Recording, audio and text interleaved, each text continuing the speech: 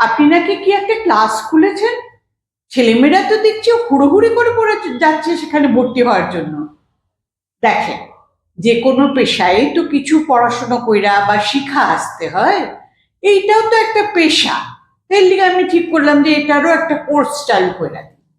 তো কি কোর্সটা বলুন তো? এই কি কইরা এমএলএ হওয়া যায়। এমএলএ সেটা হতে গেলে কোনো কোর্স করা দরকার হয় নাকি? ওমা, করলে ভালো। যেমন আমি তার একটা পাঠ্যসূচিও তৈরি করছি। যেমন প্রথম দফায় শিখতে লাগবো যে যার এলাকায় কতটা জনপ্রিয় হওয়া যায়। এইবার হইল গিয়া দ্বিতীয় অধ্যায়।